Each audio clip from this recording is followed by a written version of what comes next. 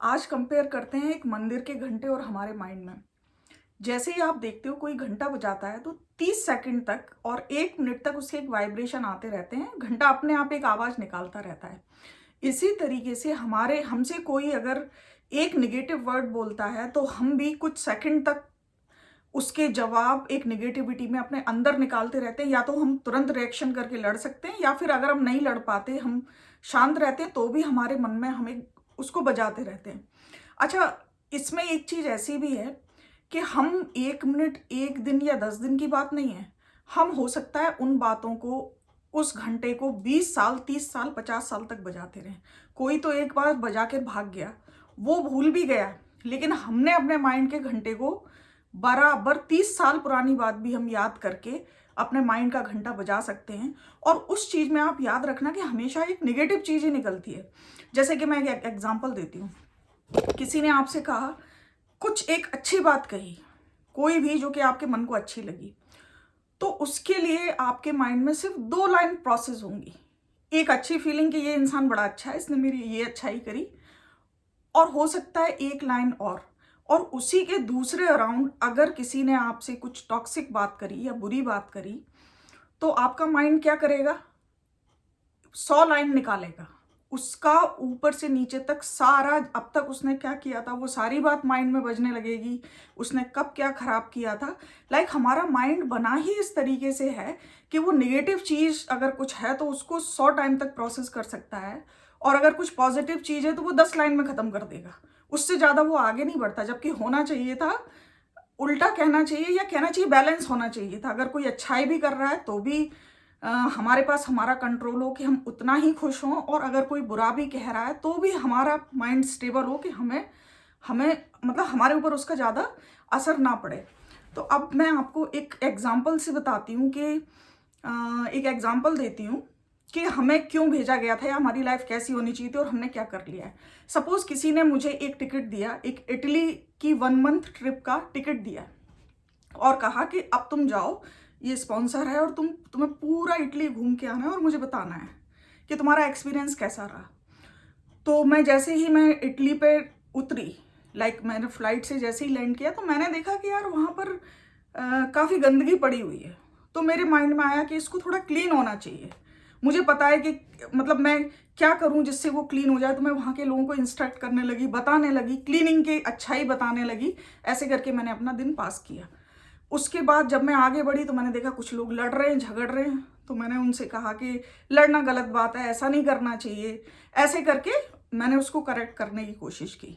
कुछ लोग अच्छे से भी थे, हाँ, अच्छे से बात कर रहे थे। तो क्या हुआ कि मैं हर चीज़ में मैंने 1 महीने में वहाँ पर जाकर जहाँ भी जो प्रॉब्लम चल रही थी उसमें इन्वॉल्व होने की कोशिश की। और मैंने सोचा कि मैं इसको करेक्ट कर सकती हूँ, इस गंदगी को साफ कर सकती हूँ, इस लड़ाई को रोक सकती हूँ। अगर कोई टॉक्सिक है तो उससे कह सकती हूँ कि ऐसा मत करो, अगर तुम ऐसे जियोगे तो अच्छा है।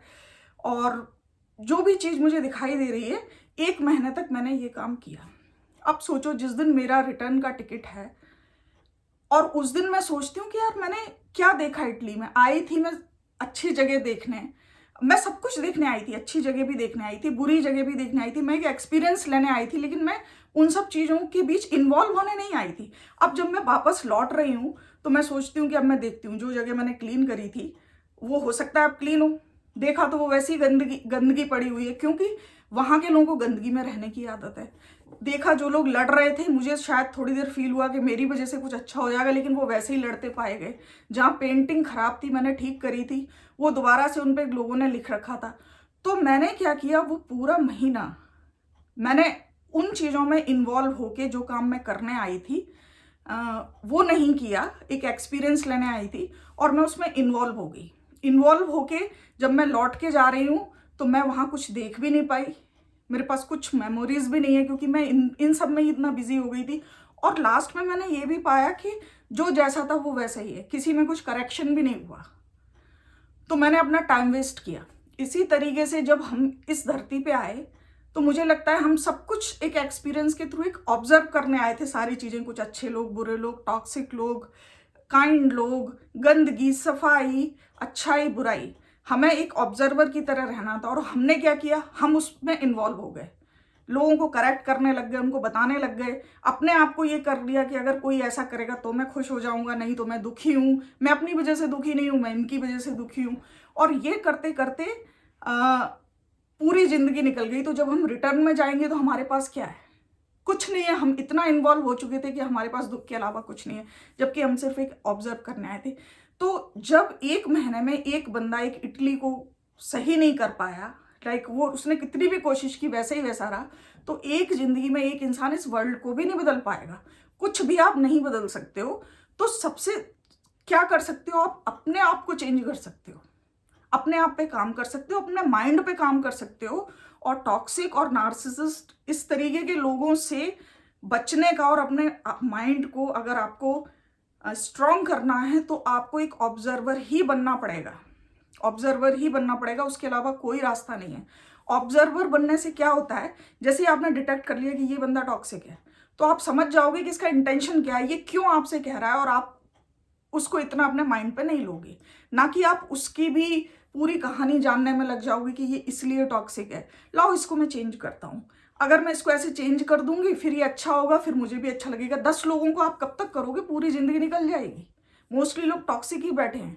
तो उससे अच्छा ये है उनको उनके हाल पे छोड़ के आप एक ऑब्जर्वर बन जाओ कि कौन कैसा है। आपको बस एक एक्सपीरियंस चाहिए, उनके अंदर घुसने की जरूरत नहीं है, उनको करेक्ट करने की जरूरत नहीं है। काम करो अपने माइंड की शील्ड इतनी स्ट्रॉन्ग करने के लिए कि कोई भी आपका घंटा अगर एक बार बजाए, चलो ठीक है, माइंड की टेंडेंसी थोड़ा सा अगर अनस्टेबल हुआ भी तो उसी टाइम उसको स्टेबल कर लो, ना कि 30-30 साल तक उस घंटे को आप बजाते रहो।